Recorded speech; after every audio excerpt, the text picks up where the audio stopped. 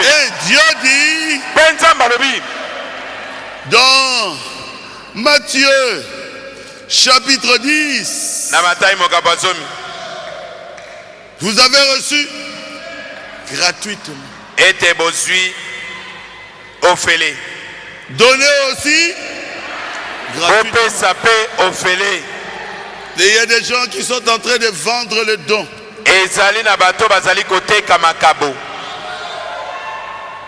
Jésus l'a dit. Matthieu 10. Verset 8.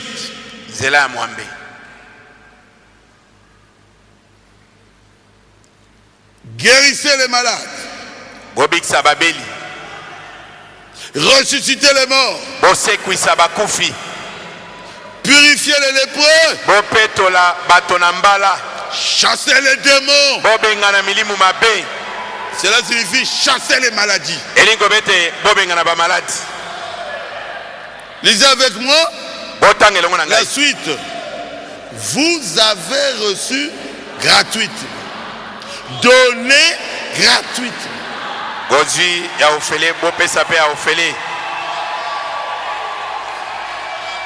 C'est moi qui ai écrit ça. C'est moi qui ai écrit ça. Oh, tu as combien? Ah, au bébé, hein? Ah, ça n'est fini de toi. $20. $20. Combien vous avez donné à Dieu pour que Dieu vous donne le don? C'était gratuit. Donnez aussi gratuitement.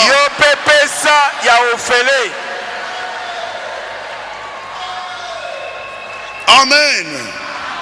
Oh Jésus, je me sens bien. Oh Yesu, lorsque vous chassez les démons, le démon s'en va.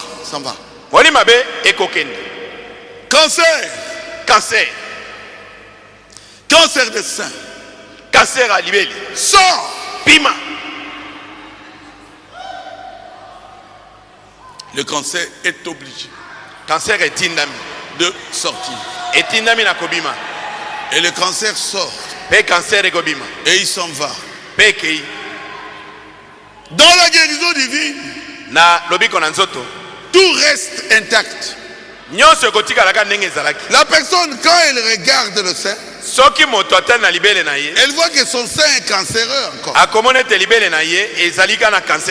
Mais la vie qui était dans le cancer, qui s'appelait cancer,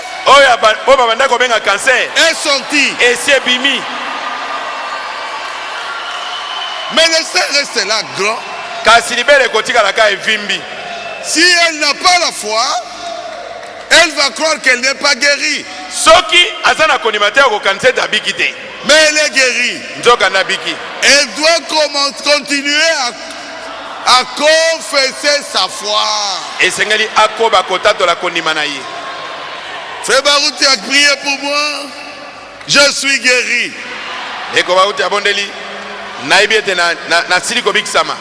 Frère Ngobo, frère Jacques, ils ont prié pour moi.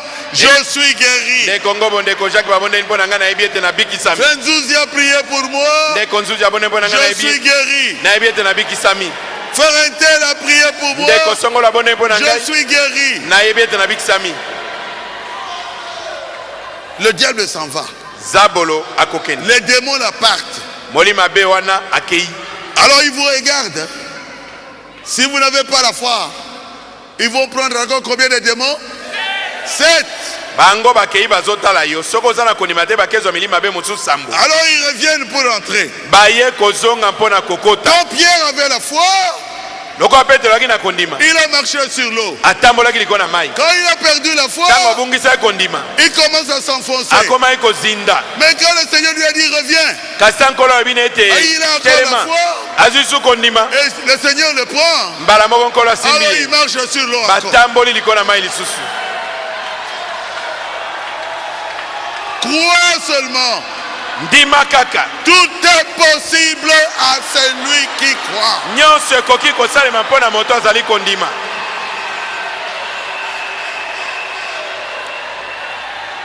Il y a une différence entre la guérison divine et la guérison miracle. La guérison miracle, c'est ce que vous voyez souvent ici. Je chasse les démons et la personne est guérie instantanément. Ce n'est pas la guérison divine, c'est la guérison miracle. Dieu produit des miracles aussi avec moi. Dieu produit aussi des miracles avec moi. Quand j'ai tenu le doigt de cette fille-là, de 12 ans, de Gemena, coupé, et ça a poussé, ce n'est pas la guérison divine. C'est la guérison miracle. C'est une création. Mais la guérison divine prend 5 jours. Vous gardez votre foi. Protégez votre foi. Le diable viendra pour vous dire, est-ce que toi tu es vraiment guéri? Regarde ton sein, comment ça a gonflé. Mais tu es toujours malade. Dis-lui, tais-toi. Le frère a prié pour moi. Je suis guéri.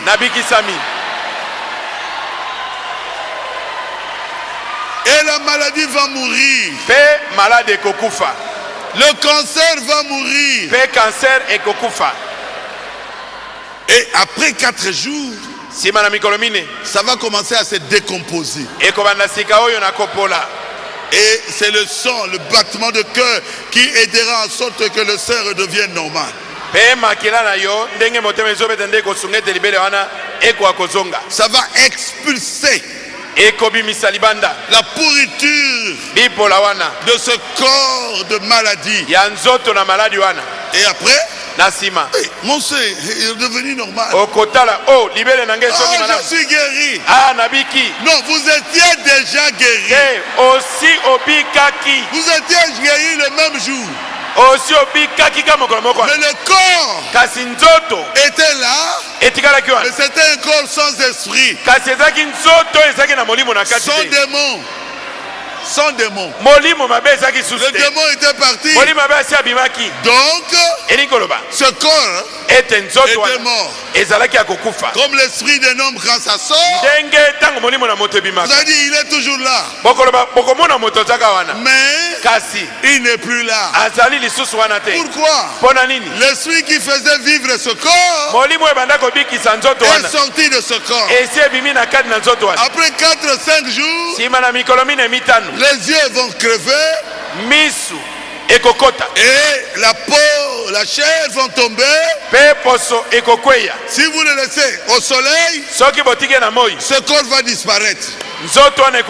Est-ce que je dis la vérité? Aujourd'hui, si vous entendez ma voix et vous croyez, votre maladie restera ici. Satan, ils ont compris. Tu ne peux plus. Tu ne peux plus les tromper. Satan, sors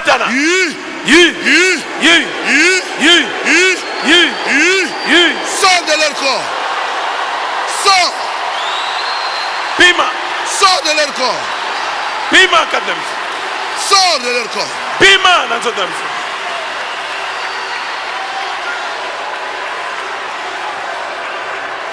Soyez guéris.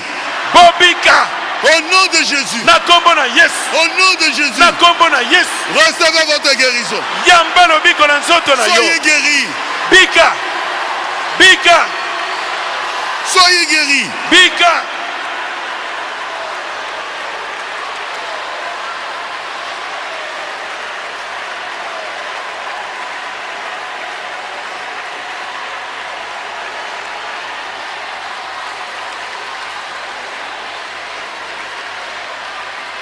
La Bible dit. Bible lobby. Là où les gens ne croyaient pas à Jésus. Parce qu'il était né là-bas. Il était grandi là-bas. Il était incapable de faire des miracles. Il dit, oh, le fils de Joseph. Et Jésus leur dit, croyez en Dieu, croyez aussi en moi. Barouti vous dit aujourd'hui, croyez en Dieu, croyez aussi en moi.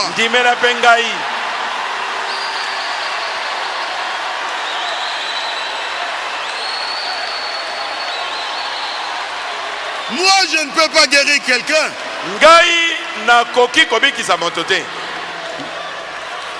Vous ne pouvez pas guérir quelqu'un. Mais Dieu par un don qu'il a donné va vous guérir. Si seulement vous pouvez croire à la personne que Dieu utilise.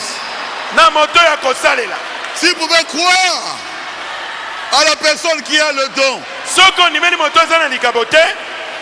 Si tu peux croire que Jésus est en train de travailler avec cet homme. Tout est possible à celui qui croit.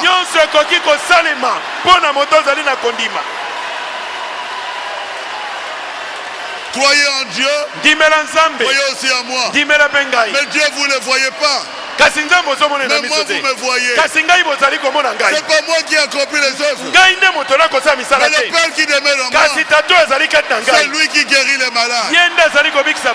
Si vous ne croyez pas à l'instrument que Dieu utilise, vous ne recevez rien. Non. Il faut croire aussi à l'instrument que Dieu utilise. Et vous verrez la gloire de Dieu. Aujourd'hui,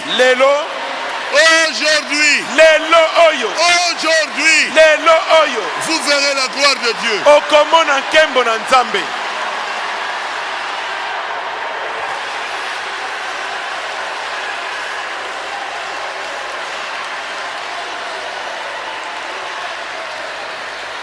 Quelqu'un peut parler. Oh, je suis ceci. Oh, je suis cela. Quelqu'un peut parler. Mais nous devons observer. Si rien n'arrive, il n'a parlé que pour parler.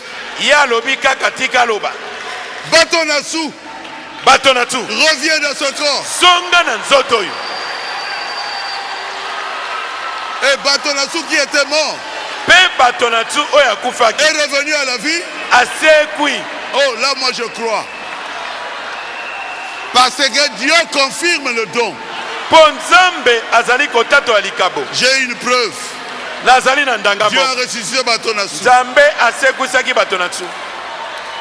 Papa Katembo écrasé contre le mur. Le mur est tombé. Il est mort. Au nom de Jésus. Que l'esprit de cet homme revienne dans ce corps. Et il était ressuscité devant nous tous. Vous devez croire.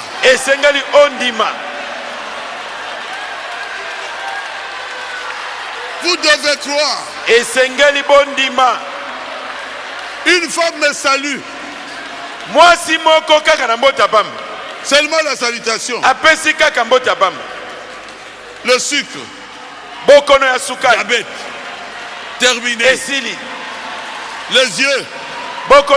Il commence à voir. Toutes les maladies qui étaient dans son corps. Terminé. Guéri. Moi je ne peux pas la guérir. Dieu confirme les dons qu'il a donnés.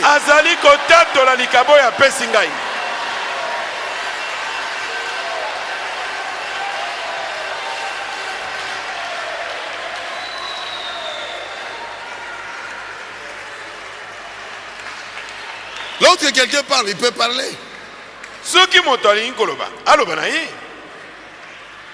Mais quand Dieu est capable d'ouvrir les yeux de quelqu'un à distance, simplement par la radio,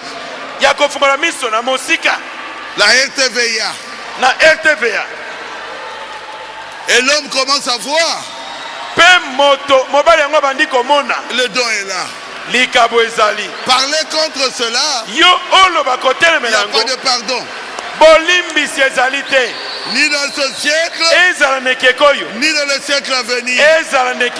Je madame conseille à tous ceux qui croient au message de soutenir le don.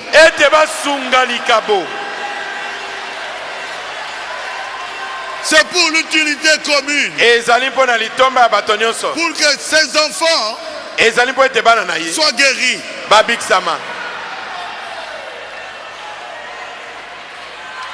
Je crois que j'ai terminé. Que Dieu vous bénisse. Soutenez le don. Ne parlez jamais en mal du don.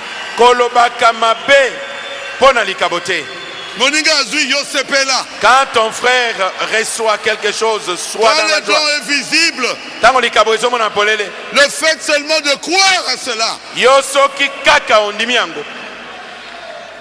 tu seras guéri. On avait enterré quelqu'un. Là où on avait enterré Élisée, le soldat juif là est revenu à la vie. Parce qu'il y avait la puissance de la résurrection dans Élisée. Bien qu'il était déjà mort, je sens la puissance de Dieu ici. Je sens la puissance de Dieu ici. Croyez. Il est capable. Il est capable. Il est capable. Il est capable. Touchez la partie malade de votre corps.